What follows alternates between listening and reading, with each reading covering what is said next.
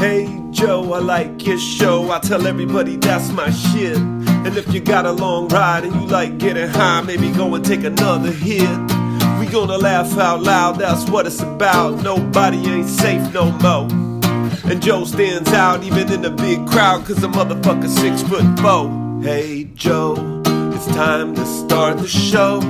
Up, up, and away we go. Mic check, and I like your flow.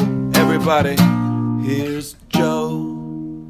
Hello, everybody, and welcome back to the Joe Prano podcast. I am Joe Prano, coming to you from a Las Vegas hotel room. As promised in my recent Substack post, I said I was going to be stuck in the Rio Hotel for this week as I'm performing here at the Comedy Cellar. And the weeks here performing at the Comedy Cellar can get a little long, can get a little boring. It's just Vegas, it's a long week. And unless I go chasing gambling, unless I go out drinking every single night, the week tends to drag on. So I put on my Substack this week in the threads section, I believe it is. I believe it's called the threads. I'm still getting a hang of the Substack world, but I put in the threads section that if you had something you wanted to ask me about, something you wanted to talk about, throw it in there, reply to my thread question, and we would talk about it on this episode. It's nice to not be doing a solo one of these podcasts where I'm just angrily ranting about something that's pissed me off, and we're going to avoid dipping into that at all on this episode. We're just going to handle your questions, maybe talk about some other things that come up, loosely tied to those topic suggestions, and have a nice little, rollicking mailbag of sorts, a Infrequently Asked Questions, a house arrest episode. So we'll dive into those in a minute. First, I just wanted to remind you guys, if you're listening to this, that I will be at the New York Comedy Club in Stamford, Connecticut on June 7th. That will be the first show in my East Coast trip. I will also have shows at the Stand and Gotham, likely at the Comedy Cellar. I'm doing a show at Music Hall of Tarrytown Music Hall as well. All those shows are on my website, joeprano.com/shows. But if you're in and around the New York area and you had to pick one show to come to, or if you can take my suggestion for what show to come to, the New York Comedy Club at Stamford, Connecticut show would be the one. I'm going to be doing a long set. Friend of the family, Pete Sestaro, is going to be there. Mark Gerber, a comic I've probably known at this point close to 20 years, who loves to go up on stage whenever we do a show together and say that that I hosted his first ever stand-up experience, and that I also helped him get back into comedy after a layoff. If you came to the Joe Prano Takes the Stand, the taping that I did all the way back in summer of 2015, it's going to be the same supporting acts, guys. Everybody's come a long way since then, and it'll be a nice reunion of sorts for three middle-aged white dudes. That's right, diversity has not hit the Joe Prano lineups yet. And, listen, I like to think that I am an ally of all of the groups that need more, I don't even know what the fucking phrase is at this point. You can't say anything without, being offensive. But all the groups that need magnification, I like to think I'm an ally. But also, I just want to do a show with my friends that I've known for a really long time. And they just happen to be two other straight white dudes. So come out to New York Comedy Club in Stamford and see that show.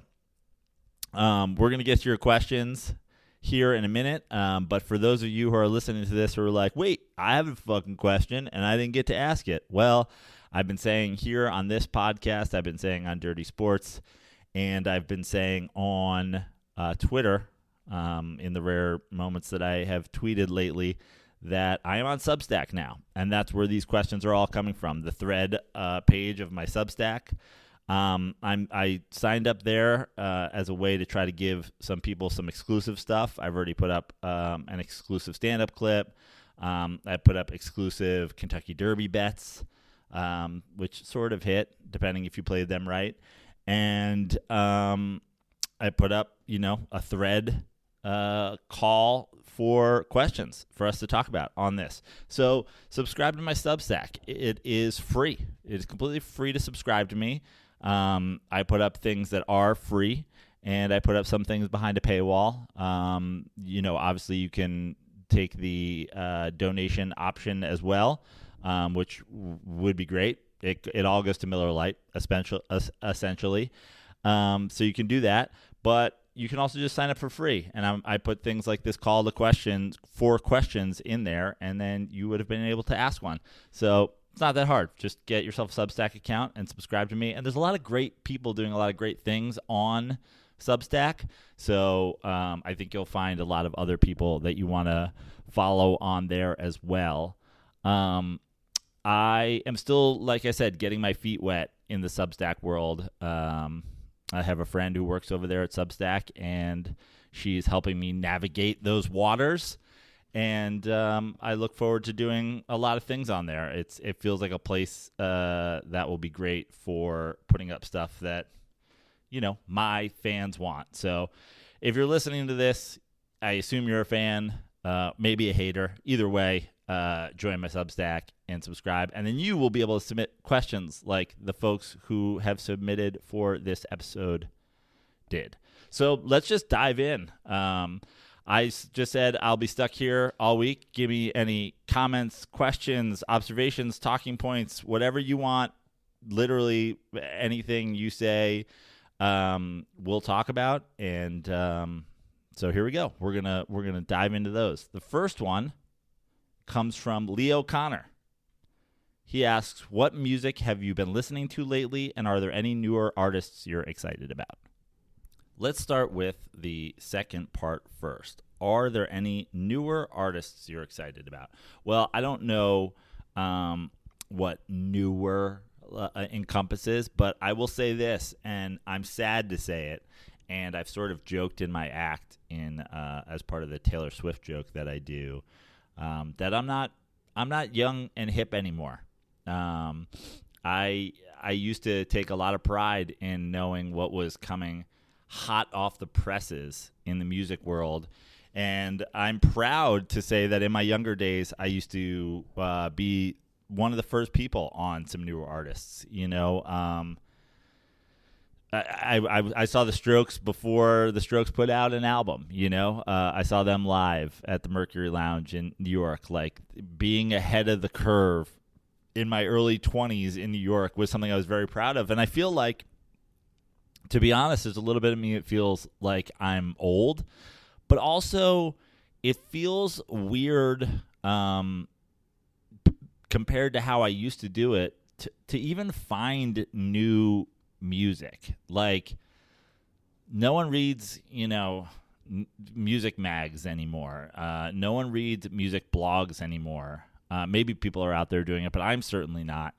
And I think the biggest thing for me was always just record store diving, whether it be, Tower Records or Sam Goody back in the day. I'm aging myself. Or like Thompson Street Records in New York, like the indie record stores where you'd go and you'd get, European releases of things, or bootleg live albums of people that haven't even put out their debut album yet. I used to take a lot of pride, and I would find a lot of joy in like finding music super early. Now I feel like the only way to find new music for me is sort of like the suggested artists on an iTunes or on a Apple Music, I should say, not iTunes, Apple Music or Spotify or whatever. And it just seems like at that point, I mean, are they even really quote unquote new? So for you guys, I assume a lot of my audience is, via the Dirty Sports and is a little bit younger. If you have new music suggestions, I'd love to hear about them. I am a big rock fan, a big alternative rock fan. I've gotten more and more into sort of outlaw country and Americana vibes. I've always been into hip hop, but I really feel that's probably the world that I feel most disconnected to at this point. Like, new hip hop for me, it's like, dude, there's so many little whatevers. Like, it feels very boomer to say, but like, I'm absolutely not in touch with what is going on in the new hip hop. It feels like the only place I even hear new hip hop is like on TikTok. And then I'm just like, are these real artists, or is this just like a song about eating ass made to make TikToks to? So sadly, like, I feel like I'm really not hip to what is brand new anymore. But that being said, there's still artists that are like relatively new that I have been listening to. I said I'm sort of into the outlaw country thing lately. Really love Tyler Childers. He's great. Listening to a lot of his stuff and a lot of similar. Always been into Sturgill Simpson for, that was like an artist I felt like I was early on. But I don't even remember how like that came about, like how did I find it? And how do I find things these days? Like, go to this thread or hit me up on DMs. Like, where are you guys finding like new music these days? Because the stuff that like feels new on TikTok is like horrible. But yeah, a lot of outlaw country kind of stuff. People have told me Zach Bryan, and there's a bunch of songs I really like of his, but overall it's okay. It's good. I definitely don't dislike it, but I don't find myself putting it on all the time. A lot of Tyler Childers, a lot of Sturgill Simpson. I'm into the kind of Americana stuff. There was a God damn it, the name is now escaping me, of course. But the person I'm trying to think of, my brain right now, Nathaniel Ratliff and the Night Sweats. They put out a little EP recently, 5 songs. I've always really liked them. That 5-song little EP is really good. The 502s is like sort of a happier Lumineers, which may be a little too happy for me. There's a couple tracks I really like, but it maybe it's just like a little too happy. When I go to, my music doesn't tend to be super happy leaning. Been listening to, though, in terms of things that aren't new that I've been listening to, really heavy Warren Zevon kick lately.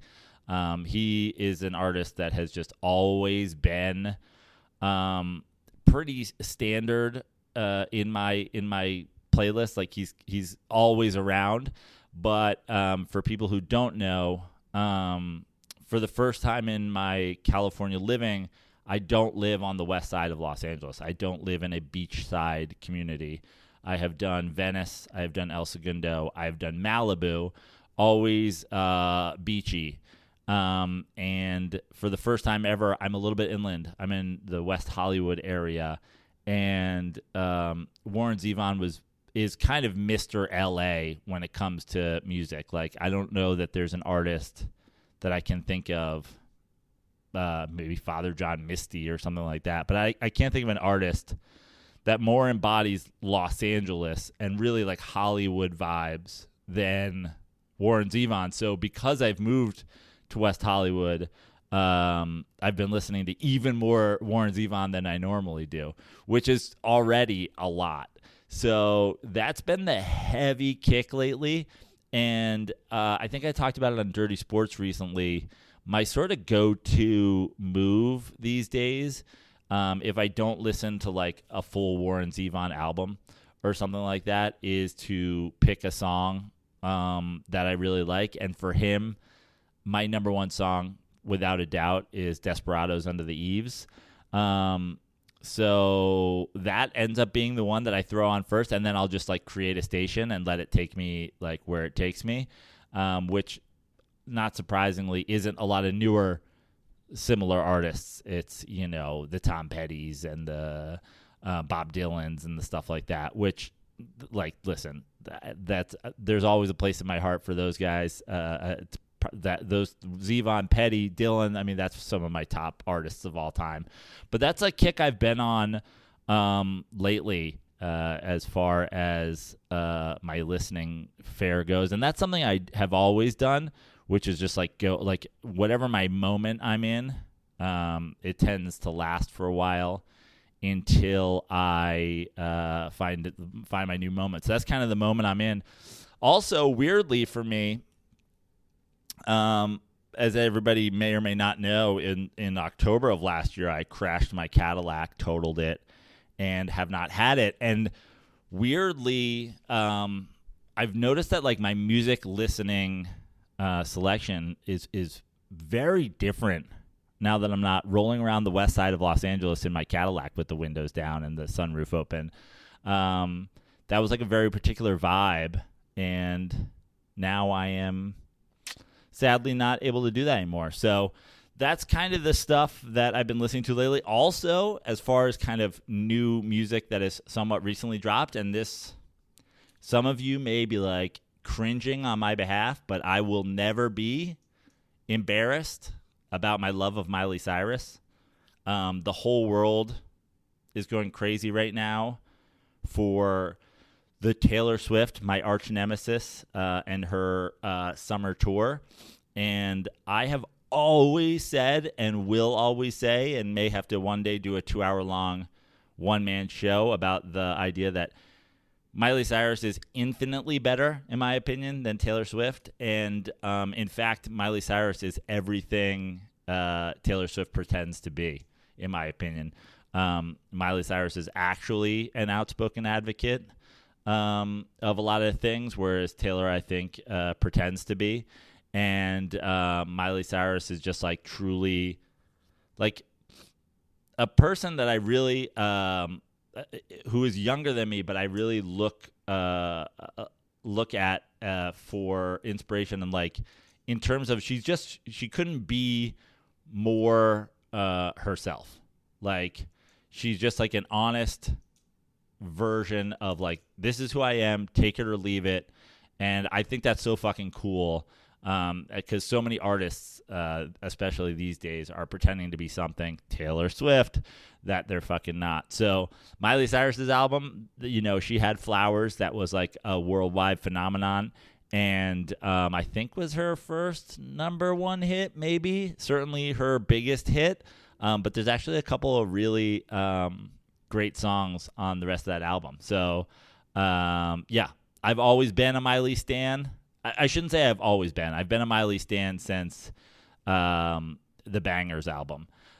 Before that, listen, I was an adult and she was Hannah Montana. So not until Bangers was I a Miley stan. But I have been a Miley stan ever since Bangers, and I really enjoy her new album. And anybody who has seen me on the road knows that I would say 95% of the time, if I get a musical walk-up song option, it's Wrecking Ball. So, yeah, been listening to the new Miley, listening to the new Ben Harper, listening to the new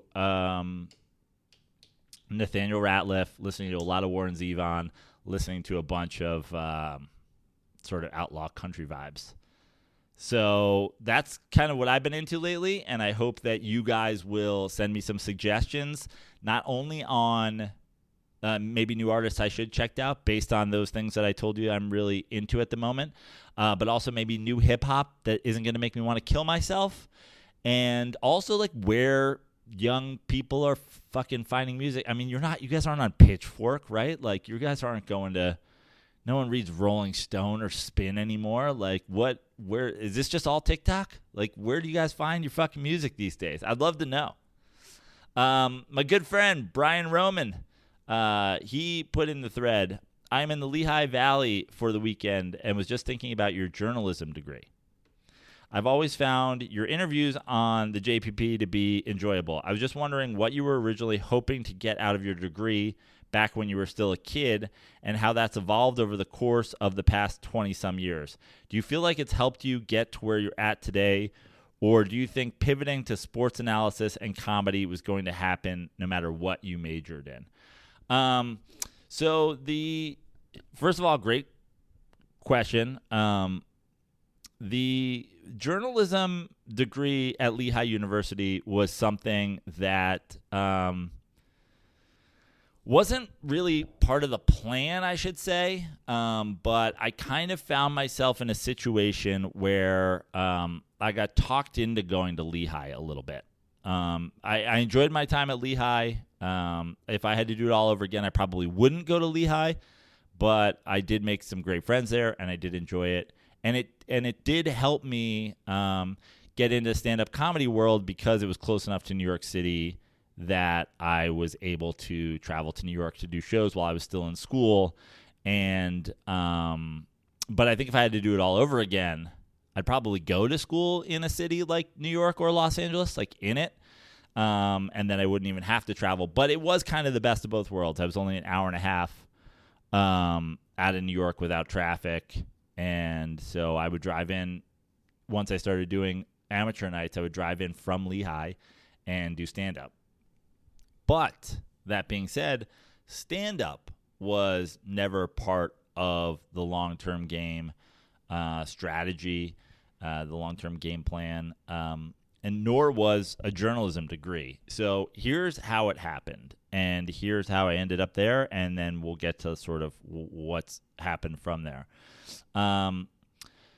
I knew in high school, toward the end of my high school career, that what I wanted to do was be in TV/radio broadcasting. I always loved stand-up comedy, but I had no aspirations of doing stand-up comedy. I just wanted to host a comedic show. And at the time, and I should say a little bit still these days, in big media, there's not a ton of funny sports stuff.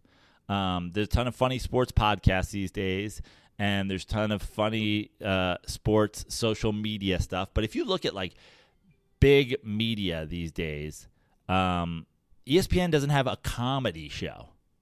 You know, that's crazy to me. Comedy Central doesn't have, I mean, Comedy Central is dying, but they never had a big sports show. Like the quality sports, I mean, you know, things like PTI and things like Best Damn Sports Show and stuff like that, like they were funny, but they were like not that funny.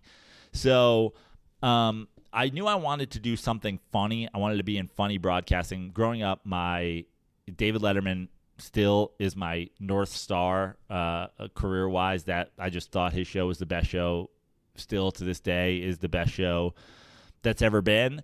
So that was the idea of something that I wanted to do. I also loved Howard Stern. So it was like, oh, funny, New Yorkers, radio, TV, sarcastic, hilarious, good interviews, both great interviewers, and both have gone on to be like, now, I mean, with Letterman's interview show now and how in-depth Howard Stern is doing interviews now with, like, I mean, the Springsteen interview is an HBO show. Like, it's an HBO special that is just him talking to Springsteen. But even, like, them playing music on his shows now, in my opinion, two of the greatest interviewers of all time, two of the funniest broadcasters of all time.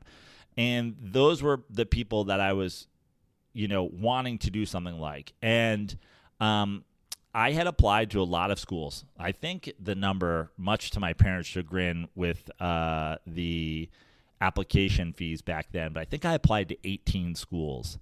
And I got into some big state schools, and I got into UCLA, and I got into Pepperdine, and I got into Miami, and I got into, you know, schools, I think Syracuse. Did I end up applying or not? I'm not sure, but like I was considering schools like that, and then I also applied to a bunch of Northeast, the liberal arts colleges, because the prep school I went to in Connecticut, that was the kind of place everyone went to. They all went to Ivies or Amherst or Middlebury's or, Colgate's or those type of Northeast schools, Lehigh's, Lafayette's, Villanova's, Loyola's. So I applied to a couple of those as well. And when I got into Lehigh, my guidance counselor said, that's a really great school, and you should go there. It's the best school you got into. It's close. Go to that school. And I checked out Lehigh, and I liked it. But looking back, there's probably some part of me that, knowing what I wanted to do, I kind of shouldn't have been persuaded by a guidance counselor to go to a school that didn't have the ability to focus in that thing. Now, that being said, I went to Lehigh and I was able to be on the radio from day one. I hosted the Joe Show on WLVR 91.3 Lehigh Valley Radio. Every semester I was there, which, a lot of schools, it's a process to break into the radio. So I got experience from day one. I was on the radio all 8 semesters I was there. For the last 2 years I was there, I was the program director at the radio station. I was a part of the group that started the TV station there and put on a bunch of the TV shows at the school. So their broadcasting department wasn't even really quite a thing. I didn't get credit for doing radio. I just did it, on the side. So, could have easily gone to school with a huge mass communications department, and maybe probably should have. But I also was able to do a little bit more broadcasting stuff early on at Lehigh and do it throughout my career there, because it wasn't super duper competitive. I worked at the newspaper that they actually gave you credit for because you're a journalism major. And that was the thing with the journalism degree, is you could not get a communications major at Lehigh. So I ended up being a journalism major with a communications minor, because that was the closest thing to what I wanted to do, essentially broadcast journalism, as opposed to, other schools. You could be a communications major, and work in the radio station, work in TV and stuff like that. So, but in the end, the experience that I didn't get maybe at a school with a huge communications department, I did get because I think the best interviewers tend to have a journalism background. I mean, if you look at people besides sort of the Howard Sterns and the David Lettermans of the world, I mean, the great interviewers of all time are journalists, and that is at Lehigh there was an interviewing class, there was advanced interviewing, so that was a big part of journalism training there, especially when they knew that I wanted to focus on broadcast journalism. I was one of the few people that was there that really wanted to do that, so the folks there kind of noticed that and were like, oh, well, we can, you should do this and this and this. And it was really cool because it was a small school, and people saw what I wanted to do and helped with that. But I did an interviewing class there, and one of the final projects was you would be going on an interview for your dream job, right? And you would be the interviewee, and then the person that interviewed you would swap, and you would interview them for their dream job. So it was a lot of people, who were in journalism, and they wanted to be a writer for a newspaper, and they wanted to be, a magazine publisher or whatever. But at the time, I remember when you asked, where did you see it going? I said that my not my dream job, but it was my dream out of college job, because I had started stand-up at that point, was to write on SNL. So that was in the interviewing class. That was what I did. I was being interviewed by somebody as somebody who wanted to write for Saturday Night Live. So I always knew that I was going to do something comedically. I went into stand-up comedy because I was working one summer that I was home. I had an internship at WNEW, very famous rock station in New York. It was just before they went to an all-talk format. It was literally the last days of WNEW as a classic rock station, which they are very famous for. They went all talk. Opie and Anthony were huge then. I did a lot of interning on their show, and that kind of shock jock comedy was all the rage those days. And so they went all talk, and they tried to like fill out their lineup with other people who were going to do all talk, shock jockey type of stuff. Actually, fun fact, I believe Eddie Ifft, my dear friend in comedy, had a job at WNEW just after I was there as an intern. When they went all talk, there was some sort of morning sports show, which of all people, hilarious that Eddie Ifft, who watches no sports outside of, I think, Pitt football, worked on a sports show. But yeah, so I worked at a radio station and was like, okay, I'm getting my sea legs in all this stuff. I'm a journalism major, and I'm working on the radio at Lehigh, and I'm working at a famous rock station in New York. And so it was like I had all the pieces that sort of fit together if I was trying to pursue a David Letterman, Howard Stern-y type career. And then I was like, well, I guess I should try stand-up, just to have in the bag, just to learn to write like monologue jokes and learn to deliver a joke and get over stage fright. Because like doing the radio in the basement of the University Center at Lehigh when you can't see an audience was nerve-wracking enough, but I got super comfortable with it and had fun. But I was still not great at speaking in front of large groups of people. So stand-up comedy was, get over a little bit of stage fright, get over a little public speaking fear, and learn to write a joke. And so I always say I never had plans on being a stand-up comic. I still don't have plans of being a stand-up comic.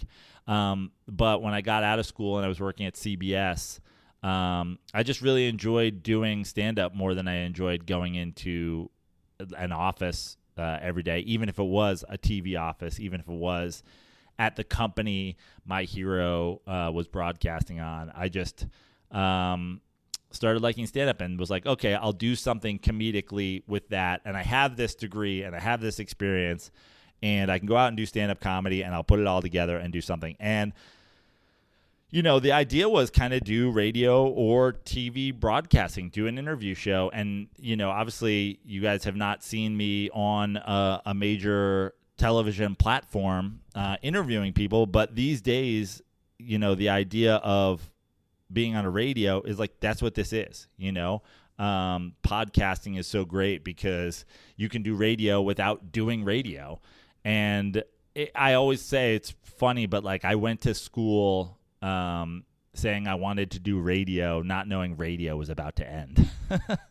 And in a way, wanting to do TV when like old school network television was kind of on its way out too. So yeah, like it always makes me think of that PCU, the scene in PCU where the computers fail and everybody's coming in looking to buy a term paper.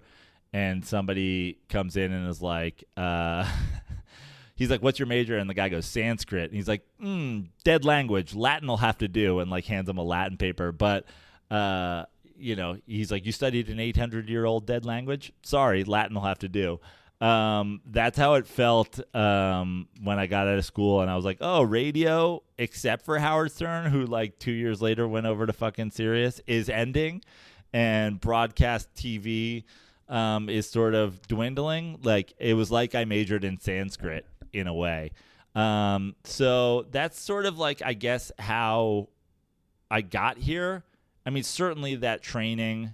I think the journalism part of my degree has helped me out along the way more than I thought it would, because I always kind of revert back to thinking about the world in that sense of like having journalistic ethics and just being a good reporter of things. I mean, even now when I do, TikToks, or when I do stand-up, or when I talk on Dirty Sports, I try not to lie about things, And these days, so much content is people just fucking lying, Not to go off on a political tangent, which I promised I wouldn't do on this episode, but like you're seeing all these people being like, Target selling fucking tuck-friendly bathing suits for kids. It's like, it's not true.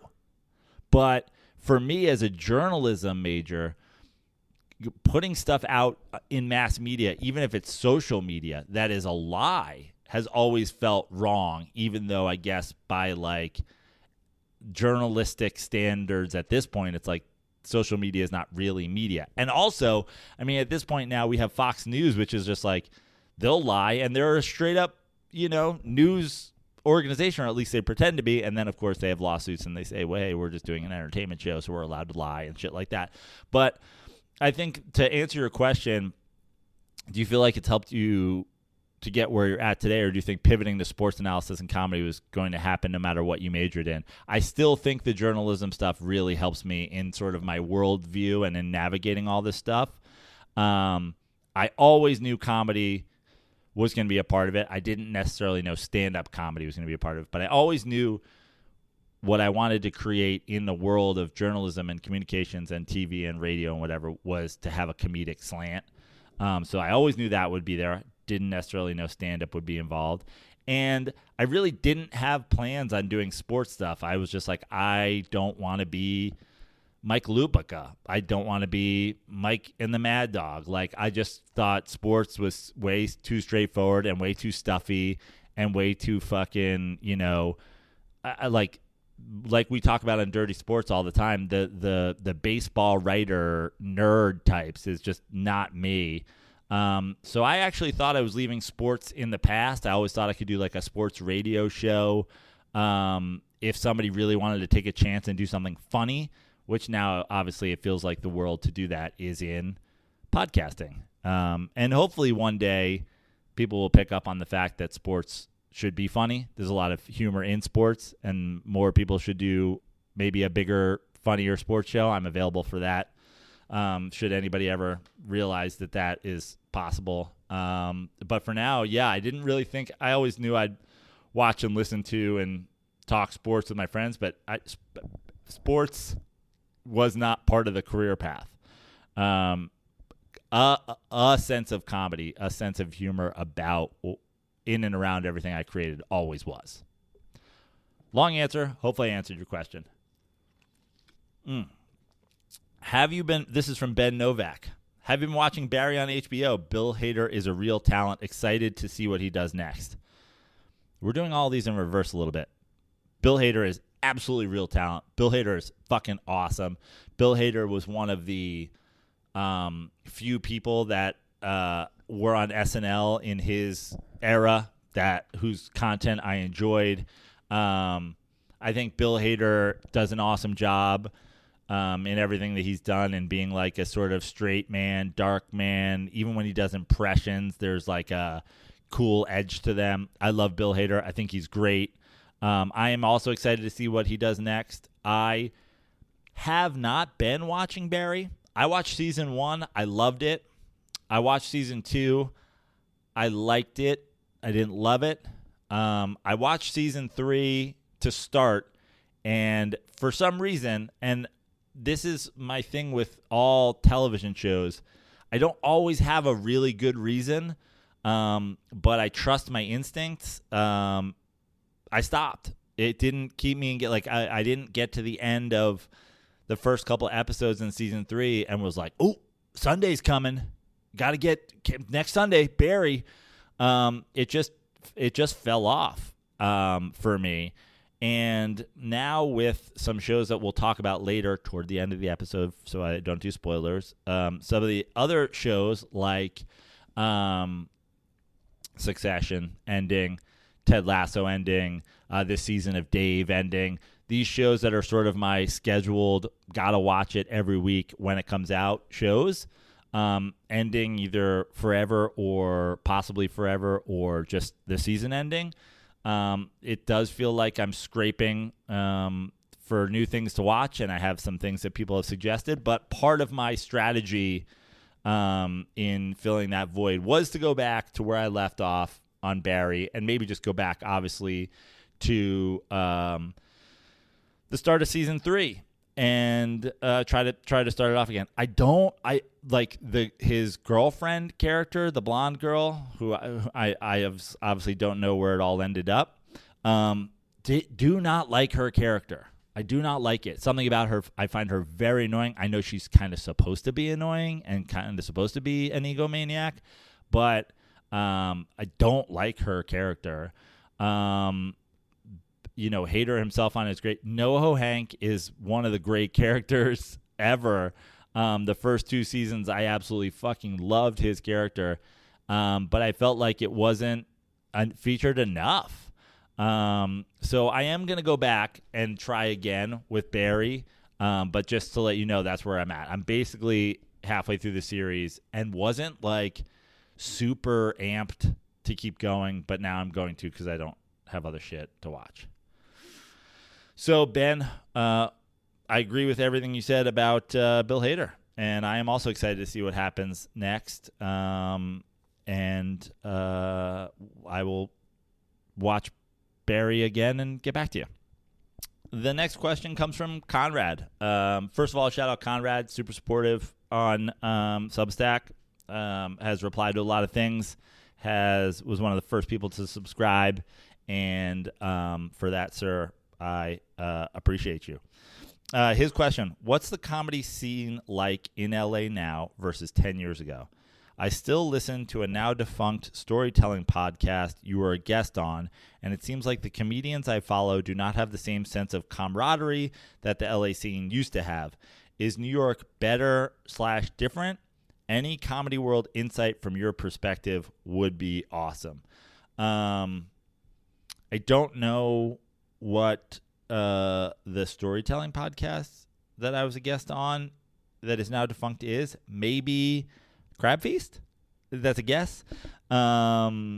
So let me use that. If Crab Feast isn't the now defunct storytelling podcast that you're talking about, not sure what it was, but let me use that podcast as an example to kind of tell you where I am in the comedy scene in LA today, where I feel like the comedy scene in LA is today, and at least for sort of my quote-unquote generation, as opposed to, again, younger people. I can't really speak to what the comedy scene in LA is like for 22 to 28-year-olds that are getting started like I once did in New York, or, I was 30 years old when I moved to LA. I feel like that's sort of like the generation behind me. So I don't know what they're going through. But 10 years ago, a lot of the guys who are now absolutely fucking blowing up, like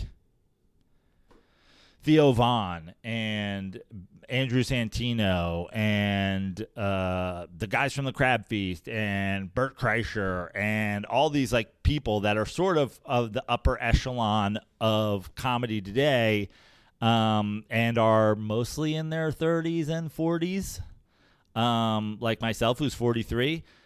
There was, when you say there felt like there was more of a camaraderie, it's probably because the people that you're listening to have all gone on and done things and now are their own sort of universes. Like, you don't need to have a group of comedians that are all trying to hoist each other up.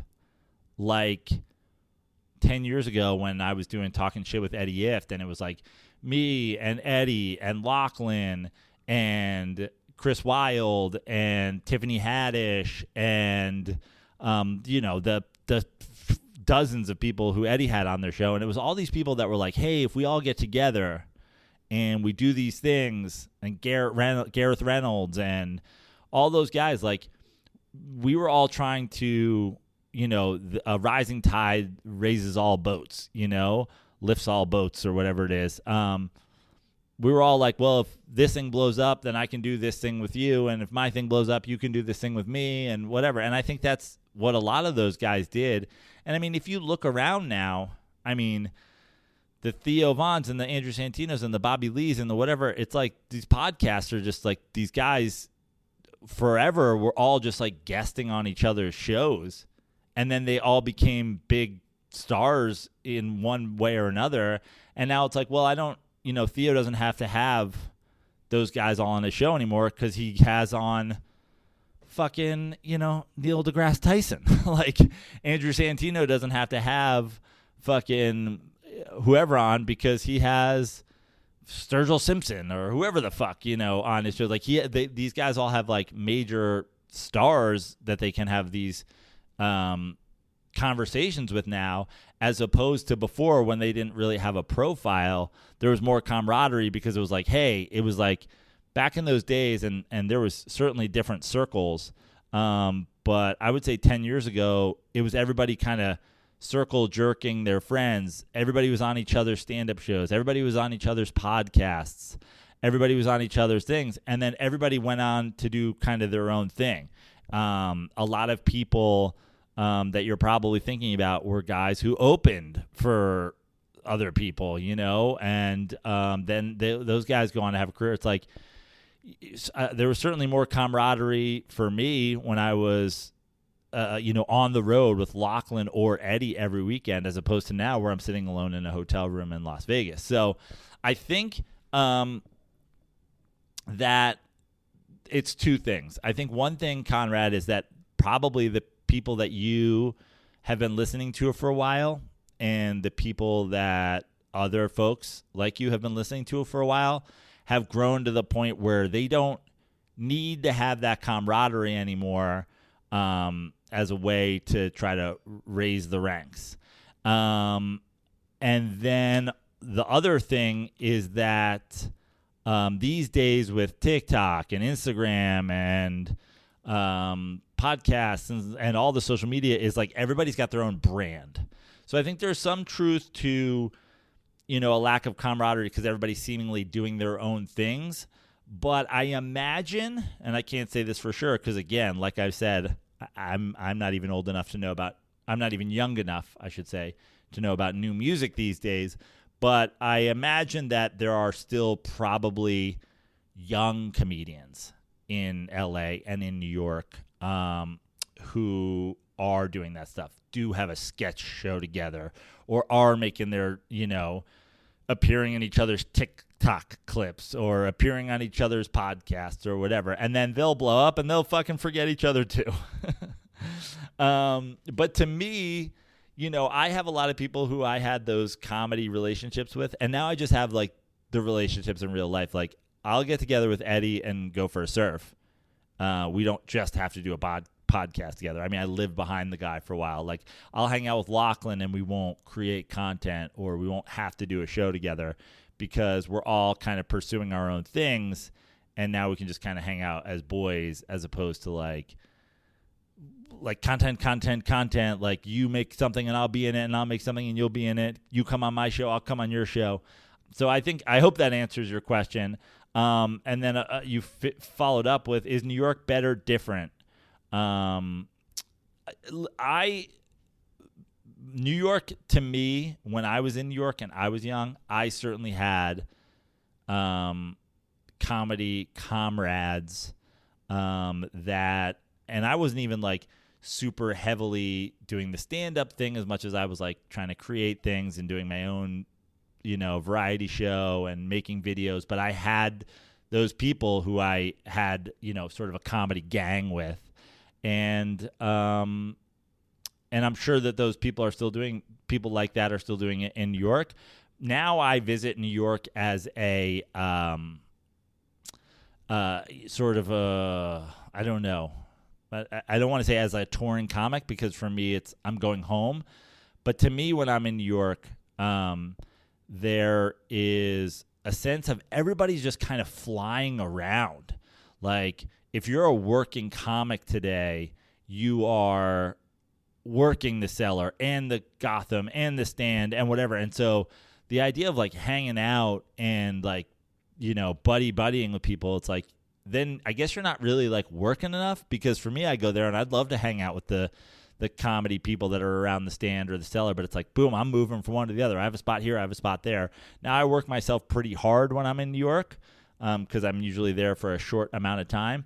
But I think in New York, more so than I see in LA, besides the Comedy Store, New York seems more club clique heavy. I think there's more, like, if you're a Cellar comic, you probably hang out with Cellar comics. There's certainly a community around the Stand, which is a great community. In LA, there's a community around the Comedy Store for sure. I feel like people who are West Side Comedy Theater folks, like myself, there's definitely a West Side comedy sort of clique, if you will. But in New York, it seems a little heavier. Like, it seems like if you're a New York Comedy Club comic, you run in a certain crowd, and if you're a Comedy Cellar comic, you run in a certain crowd, and if you're a Stand comic, you certainly run in a crowd. And then all those people are bouncing around a lot too. But like, when I think of New York and I think of like, guys like, I don't know, the Aaron Berg, who, runs Frantic at the Stand, and then the guys who run, Legion of Skanks, like those guys, that's like, okay, that's the Stand. That's kind of what the Stand vibe is. So, and then the Cellar is this comic and this comic and this comic. So I think that the New York seems a little bit more club clicky to me.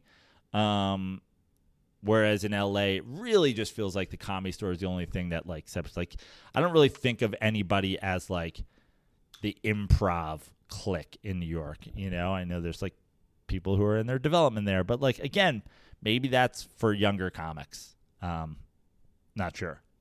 Wow, we are already at 52 minutes on this podcast. It's going longer than I thought it was. I thought I wasn't going to have enough questions from you guys. Seems like I have more than enough questions from you guys.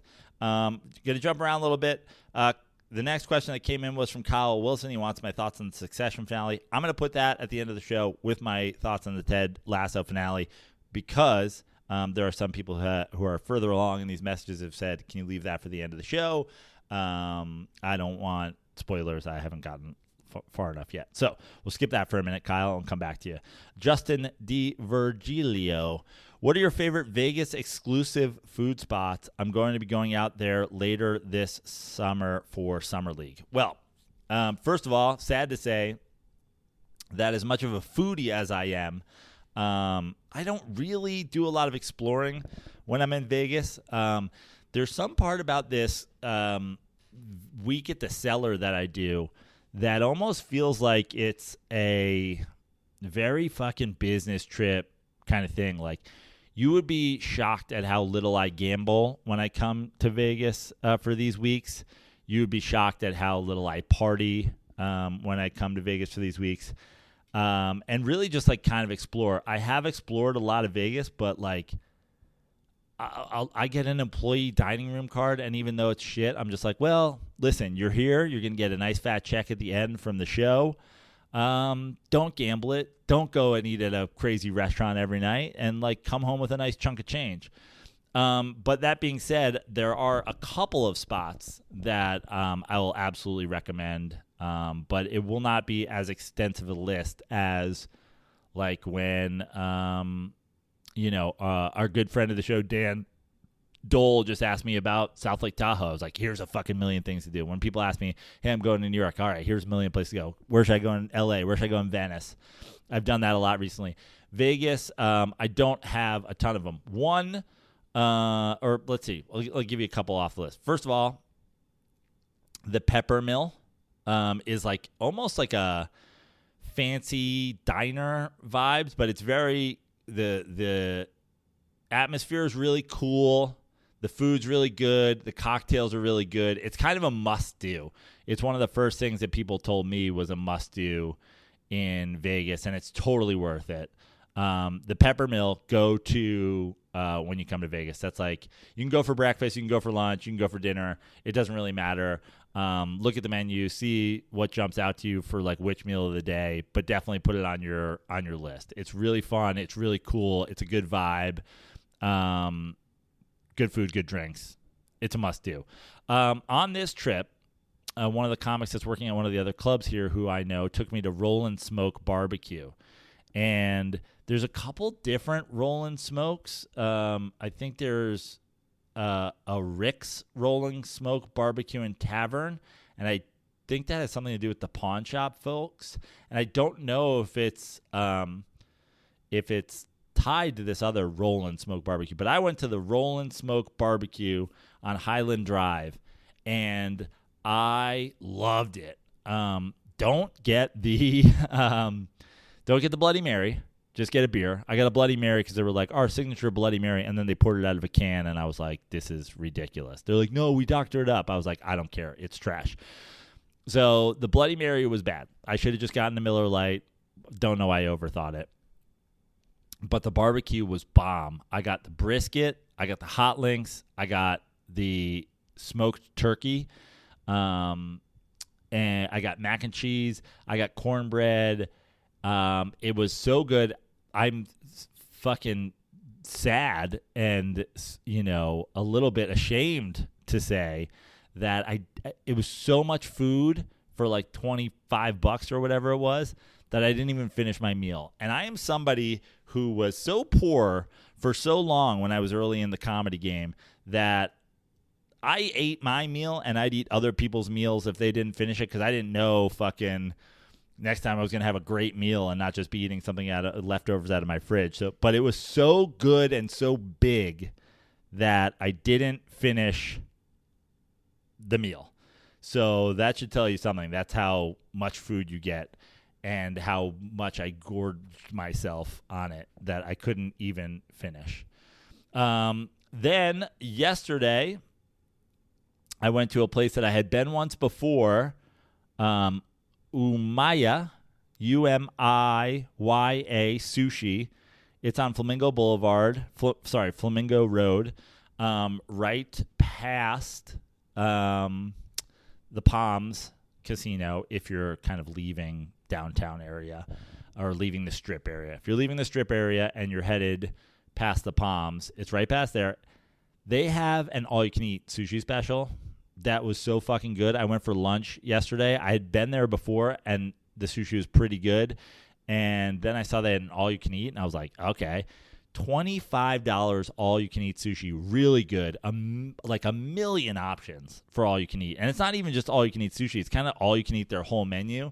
There are a couple things that bumps up to like $30 if you want to do this all-day selections. And then there's some items that are just you can only order one time. But I went with the $25 lunch special, and I ate so much sushi that was so good, and they even gave me free green tea ice cream at the end because apparently ice cream is on the all-you-can-eat thing. So those are my three, and they're at the top of my head because they're all places that I've gone on this trip and other ones. Of course, there's some great places in the casinos. A bunch of the casinos have like awesome restaurants. But to be honest, I think that a lot of the restaurants in casinos, even if they're really, really good, tend to be overpriced. So those would be my go-to sort of out of casino must-tries. But again, sadly, I wish I had more opinions on this. I should be trying more food while I'm here, but meeting at the Rio employee dining room, way too much. And I'll change it. What's funny is there is a Chinese restaurant in the Rio that's pretty good. They had pretty good dim sum.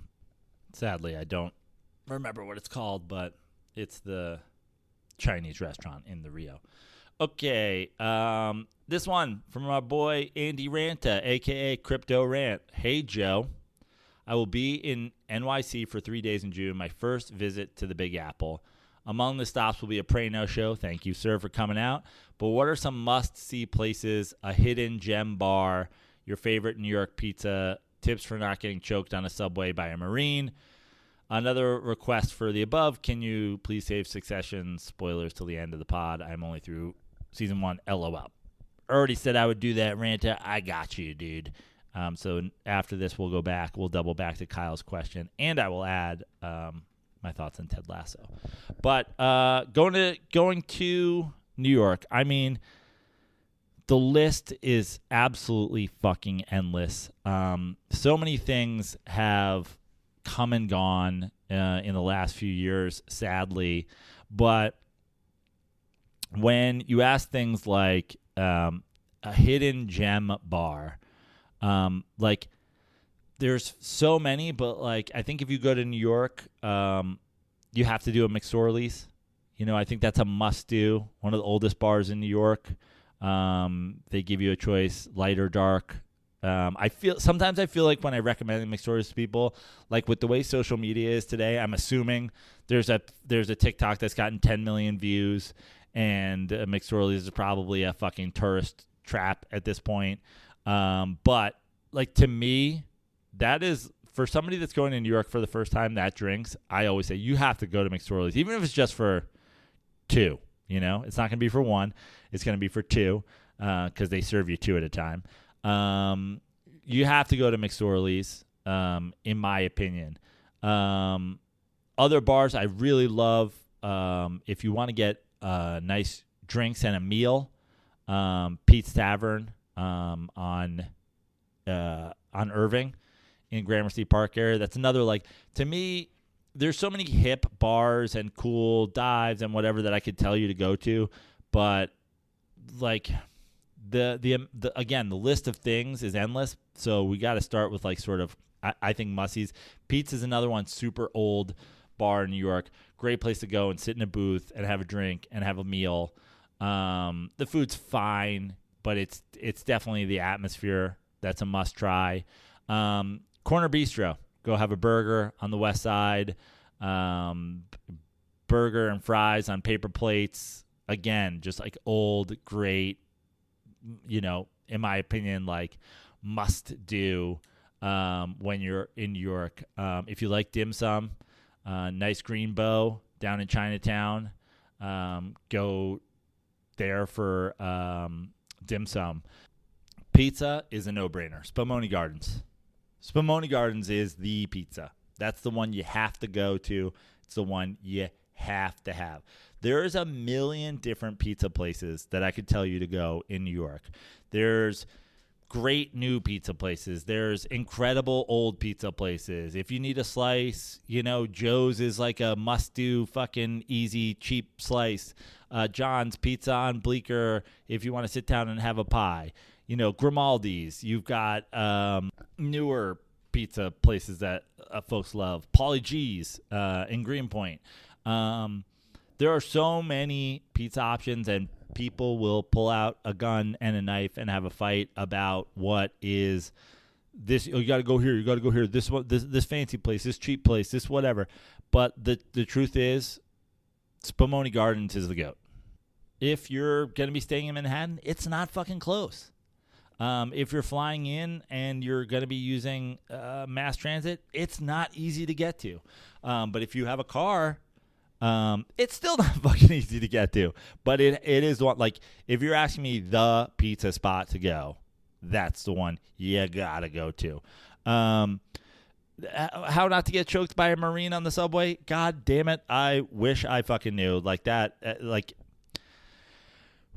Andy, I'm going to skip your fucking suggestion there because we don't need to go off on a tangent right now. It's what we're trying to avoid on this episode about that people are literally murdering folks in the world and getting away with it and getting defended by people for it right now.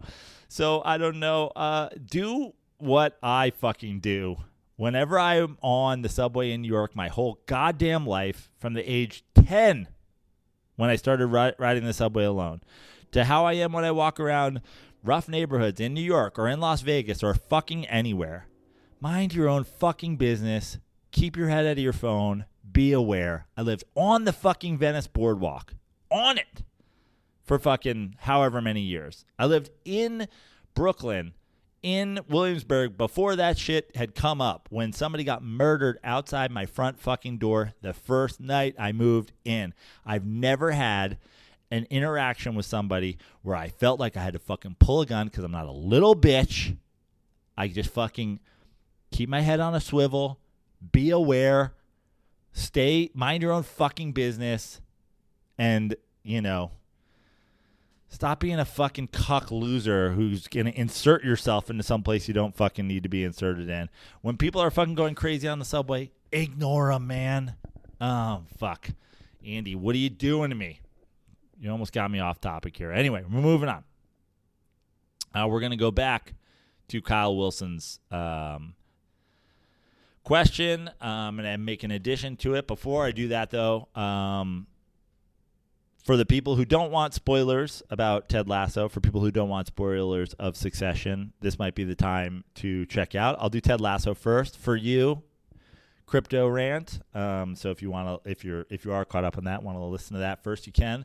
But first of all, thank you guys for listening. Please subscribe to my Substack. Please come see a show. All my shows are on my website, joeprano.com/shows. Follow me on social media at Joe Prano. Follow me on TikTok, on Instagram. Really not. I'm still throwing some shit up there on Twitter, but I'm trying to avoid it as much as I possibly can. I think it's a cesspool of shit. And that's why we started the Substack. So if you're listening to this and you're like, I wanted to ask a question, subscribe to my Substack. It's free. You want to join the fucking paid version? Do that too. So let's talk the endings of two of my favorite shows all time. Two, I would say at least two top 10 shows of all time. These are two shows that cracked the top 10. Ted Lasso is probably somewhere toward the bottom of that 10. Succession, as I will say when we talk about how it wrapped up, vaulted itself pretty high up on the list. But Ted Lasso became one of my favorite shows of all time. Such a great ensemble cast.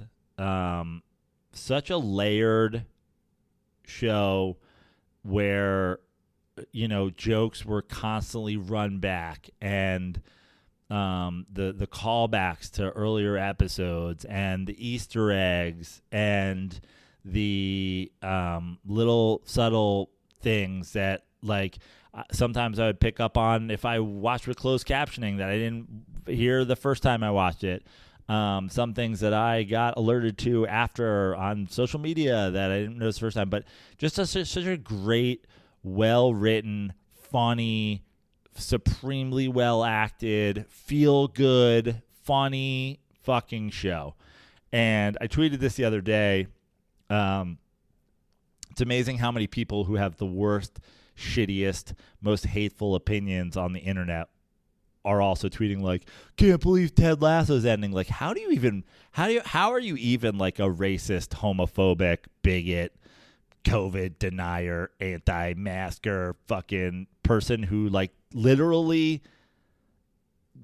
bitches about things like fucking masks, which to this point, who gives a fuck if they worked or not? We did them because we cared about people. How are you somebody that's still fucking tweeting about anti-masking shit and you like fucking Ted Lasso? The best part of Ted Lasso, it was so good-spirited and so positive that actually that was my problem with it in the first season. It felt way too easy and way too soft and way too fun. The second season was really, really, really, really, really good, but also you realize that the first season was so positive on purpose. It was almost it's crazy how they did the 3 seasons. It was almost like season 1 was all set up, season 2 was all conflict, and season 3 was all resolution. Season 1 was a little bit too soft and nice for me. But then when I got to season 2 and I was like, oh, all of these people, their whole characters were based around these insecurities and little things that were underneath season 1. I was like, oh, now this fucking show has really jumped into an elite prestige show status.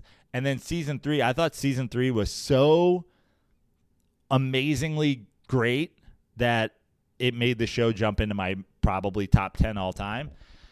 Sadly, I was a little underwhelmed by the finale. And I think a lot of people were maybe underwhelmed by the finale. Like, there's a lot of people, including myself, who are like, I hope there's a 4th season, or I hope there's a spinoff, or I hope there's something that happens that brings Ted back. Spoiler, who at the end of this season, he returns to the U.S. to be with his son. So, like, there's a lot of people that I feel like are like, maybe the story hasn't ended, but yet it really did tie up so nicely. Like, if you watch it, like, the storylines are all kind of fucking tied up. I mean, even the Keely, Roy, Jamie thing, it's like, it's not tied up, but like, maybe she doesn't end up with fucking either of them. That was kind of the point of their story tying up, is the joke about, oh, you guys thought you were deciding who I get to be with? Like, that's not how it works. And I loved that.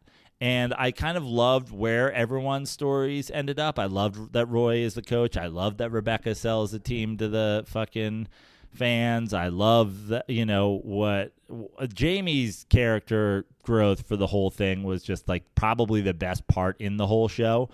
You started out fucking hating the guy so much, and then by the end, he's like everybody's favorite character. The Nate thing, like, I don't know, him. It felt maybe a little too quick how he was accepted back, but that's also kind of the Ted Lasso vibe.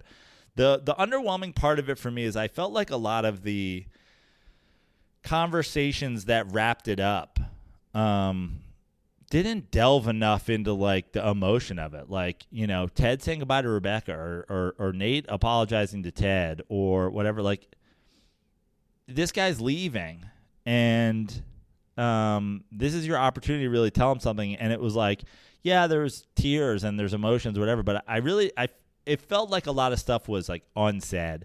I felt like it was a little bit underwritten, if you will, which obviously in comparison to Succession is so perfectly overwritten in a way. I was just disappointed a little bit. I was a little underwhelmed by the finale, and it left me wanting more, and I think it left a lot of people wanting more, and I think a lot of people want more and just want more because they think they love it, and I certainly love it and want more for that reason. But also, I think it left people wanting more because it felt like, I don't know, felt like the finale was a little bit half-baked. And but at the same time, everything is wrapped up. Like, I enjoyed it. I liked it. It was a great show. Great 3 seasons. Great arcs for everybody. Great growth. I love all the callbacks. I love them all having the believe sign hidden in different places. I love Jamie's book, being dog-eared, and I loved all of it.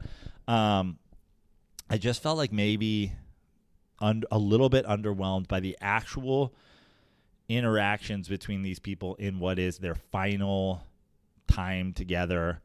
At least with Ted, right? Because the team's all going to be together, and they're all going to be under Coach Roy, and Jamie will still be there, and like, they don't have to wrap up their storylines with each other or their owner or whatever. But it felt like a little bit underwhelming how they wrapped Ted's relationships with people. That's my only criticism. That being said, 9 out of 10 for a fucking show. I loved it as a whole. There's a lot of conversation about, like, was Ted dreaming? Did he dream some part of that? And to me, it really felt like the way they shot the beard wedding thing and the way Ted wakes up with the light shining in his eyes, that really felt like the one part that would be a dream. But I guess Beard did an AMA on Reddit and said it was 100% real. So I don't know. That was a weirdly shot scene, and it certainly felt to me like they were trying to say that it was a dream. Who the fuck knows? But all in all, I thought it was a fantastic show. I'll miss it. I did not go into it expecting to like it as much as I did.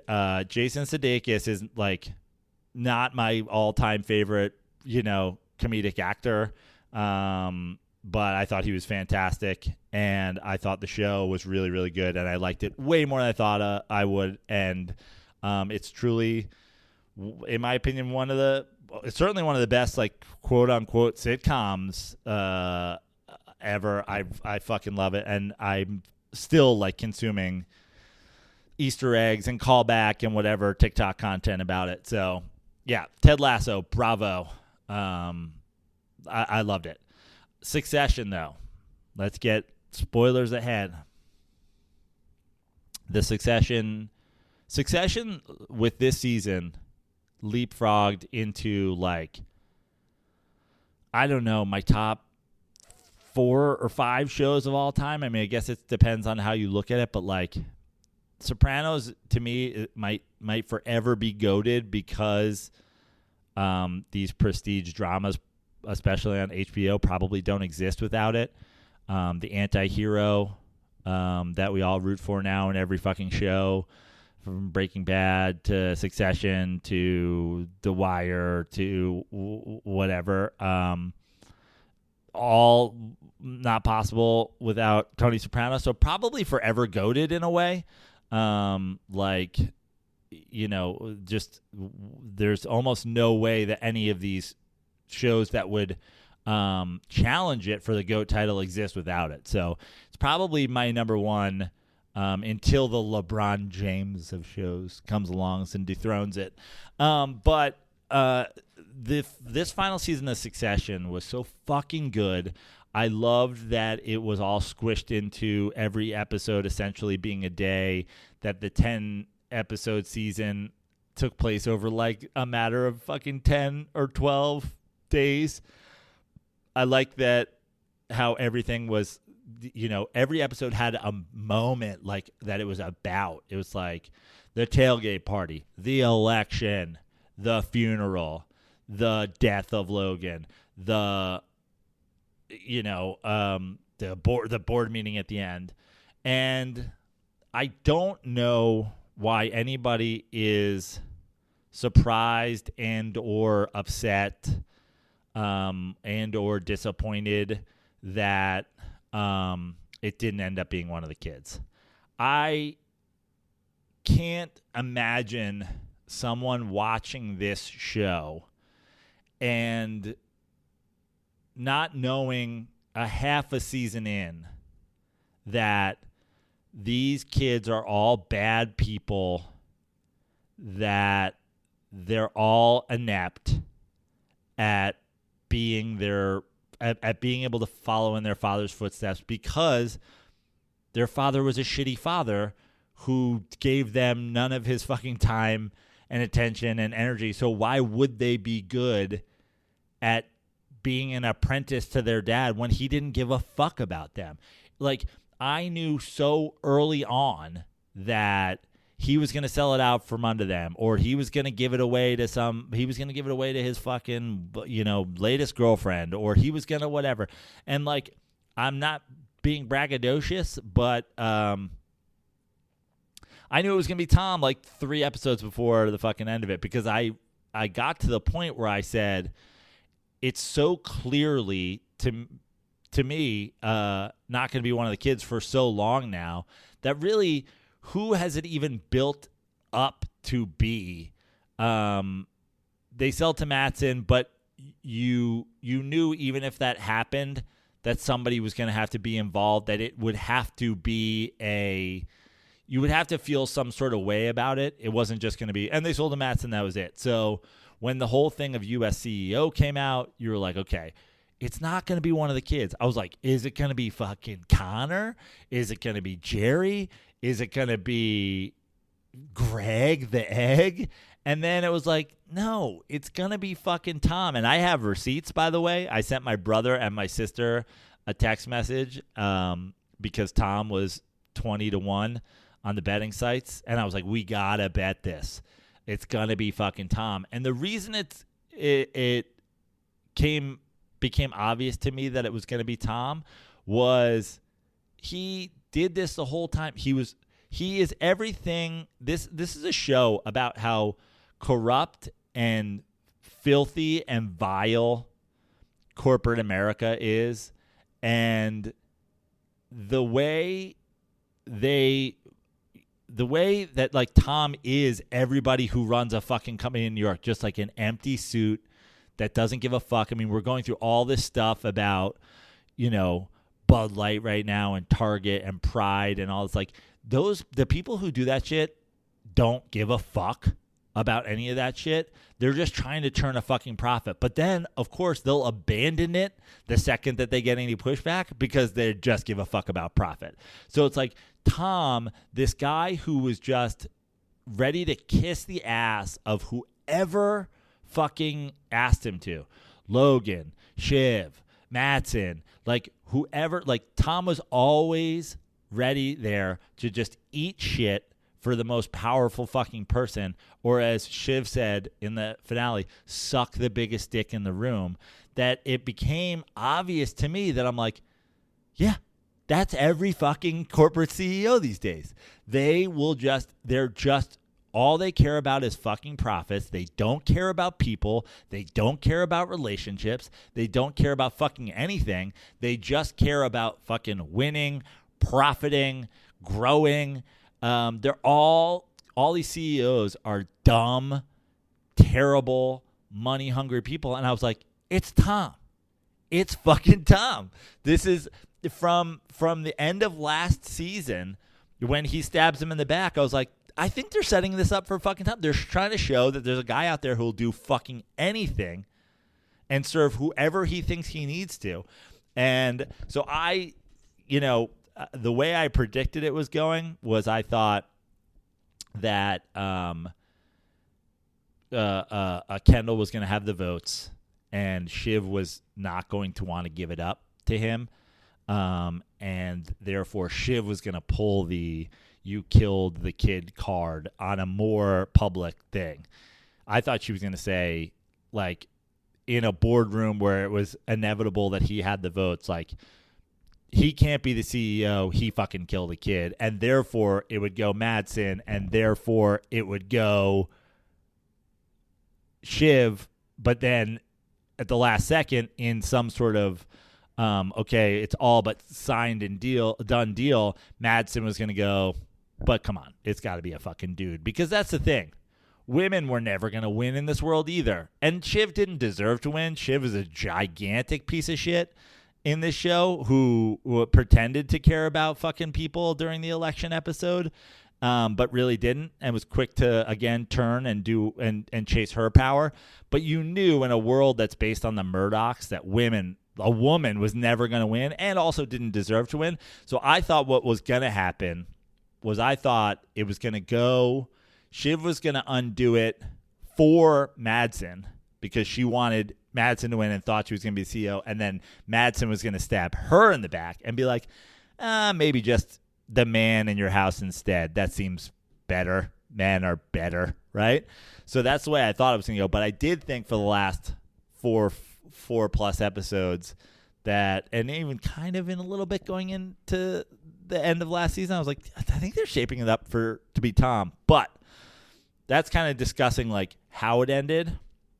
It's just it's such a good goddamn show. When I first started watching Succession, I watched the first episode and I hated Kendall. I hated Kendall as an actor. I thought he did a bad job. I wasn't sure that I was going to enjoy the show if he was the focal point because I thought he was not good. And I was like, ooh, the rest of these people are really caring. But I was like, I think he kind of sucks. And if he's supposed to be the main character, I don't like it. I don't know if that was like first show jitters or him getting his sort of method acting thing under his belt or whatever. But Kendall, Jeremy Strong's character throughout the show, I mean, just developed and developed and developed to the point where it was like I actually was really impressed by his performance as we went on. But everybody was so good. And I thought Roman, Kieran Culkin was fantastic. I thought the girl Sarah Snook who played Shiv was amazing. I thought Tom was amazing. I thought Greg was amazing. Logan, I mean, the show is just so fucking well written and well acted that it was truly must-see TV every week. Like, I was itching for the last couple episodes. It vaulted itself into, I don't know, like maybe my top 3 or 4 shows of all time. It just continued to grow and continued to evolve to the point where I just thought it was masterful. When you talk about the way Ted Lasso was layered with callbacks to season 1 and season 2 in these comedic ways, whereas Succession, it wasn't Easter eggs and it wasn't callbacks, but it's like, I imagine if you go back now and watch it, knowing what happens, every fucking word, and you kind of break down every little thing that people say, you're probably like, holy shit, they probably knew this the whole fucking time. And the twists and the turns that it had, and them all being on team, against each other, for each other, like the way everybody was constantly swapping sides. It just was so masterfully written. It's so, I've read a bunch of the scripts. It's so close to word for word how it is on scripts. But then, of course, the great actors are able to improv within that. It was just so good. Like, I think Succession, I think we will look back on Succession as one of the great shows of all time. And I thought the dismount in the ending was masterful. I thought it's as satisfying an ending. People who are unsatisfied with this finale, like to steal a phrase from myself back in the day, but go full Kendall and fucking jump into the river. Because that's like essentially what we kind of know is going to happen. Like, oh, it's left unsaid. What's going to happen to everybody? We know they're all dead inside now, right? Roman is dead inside and will just be a playboy who drinks himself to death. Kendall is literally dead inside and maybe literally dead within minutes of the episode, if not days of the episode. I think the potential endings for Kendall are he killed himself or his delusional behavior convinces himself in 2 weeks that he's going to make something that competes with the, fucking Gojo, and he's still dead the whole time because it'll never fucking happen. And Shiv, through the course of this show, Tom has gone from being her whipping boy to literally her fucking boss. He took over her dad's fucking position as CEO of this company, and she now lives under the fucking rule of the CEO of this company again. She's become her mom. She hates her fucking mom. All she wants is to not be her mom. In the end, she voted to be her mom. Like, anybody who thinks Kendall lost the worst, Shiv lost the worst, because Shiv is now... Kendall became something he didn't want to against his will. Shiv became something she didn't want to by her actions, by her vote. Will their relationship work? It doesn't fucking matter. Tom just snatched all the power, as we saw throughout the season, as he got his backbone and as he said so many horrible things to her. And listen, Tom's a piece of shit too. We all know that. A hungry, power-hungry piece of shit. But he's also low-key, maybe the funniest character on the fucking show. In his interactions with Greg, I watched a TikTok that said, what your favorite character in Succession says about you. And it said, if your favorite character is Tom, you watch Succession because it's a comedy. 100%. That's why Tom was my favorite character. I watched Succession because it was a comedy. It was fucking hilarious to me as a show. So hilariously written. The comedy, of course, being in how dumb and bad and delusional all of these people are, and the fucking world that they live in, and even the people that are supposed to offer some sort of non-diluted behavior, like the old regime board members. They're all delusional. They all think it's going to go this way. And Ah, man, it was just such a fucking great show. The funeral episode, so amazing. I mean, the point counterpoint from, Ewan and then Kendall and the breakdown of Roman. I mean, I could talk about Succession. I could do a whole fucking podcast just about Succession. I might have here. We're probably going on 20 minutes of it. But one of the great shows of all time. I thought the dismount was perfect. I thought the ending was perfect. I think the right guy won almost, if there was a right guy to win, because he had his eye on the fucking prize, man. Didn't let his emotions get in his fucking way, not one fucking time. And if there is one thing to take away from Succession that Jesse Armstrong is trying to tell you, it's that fucking corporate greed and corporate power grabbing knows there is no emotion in it. They don't give a fuck about you at all. They don't give a fuck if you're fucking holding their child. They will throw you under the fucking bus. It's just about power. It is not about Kendall at fucking Candy Kitchen and The Promise. It's not about Logan and fucking his weird relationship with his dad who hit him, and fucking it's not about Shiv and her mom. Tom did not get sidetracked by any of that for 1 second.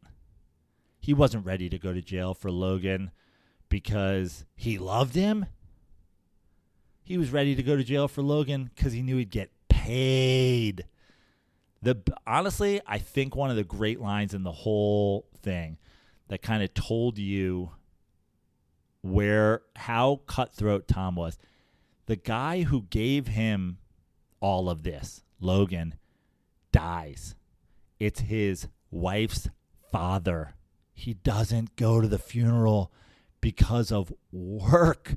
And she goes, you never would have missed his funeral when he was alive. And he's like, well, that's the thing about your dad. He's lost a lot of his power in the last few days. Boom. Fucking mic drop. Tom Wambsgans, the rightful fucking successor to Logan Roy. You gotta be a killer. You gotta be a killer. Love that for him. Guys, that's it. Thank you for listening. Long episode. Holy shit. I really feel mentally ill at this point. I've talked about it a lot. Take some sort of mental illness to sit alone in a hotel room in Las Vegas and talk to yourself. But thank you guys for your questions. Without it, I would be jumping out the window right now in a Succession ending like Kendall. I'd be jumping into a river if I didn't have your questions to keep me sane and make me able to talk to myself. So thank you for giving me the questions. Follow my Substack. Follow me all the places. And we'll do this again sometime soon. Cue Doug Wright. Hey Joe, I like Joe's show. I tell everybody that's my shit. See, I had a long ride, turn the volume up high, and the time flew by so quick. I laughed out loud, that's what it's about. I really don't feel safe no more. And Joe stands out even in a big crowd, cause he drinks till he hits the flow. Hey Joe, it's time to stop the show. Pack it up and away we go. Donate cause we almost broke. Everybody, that was Joe.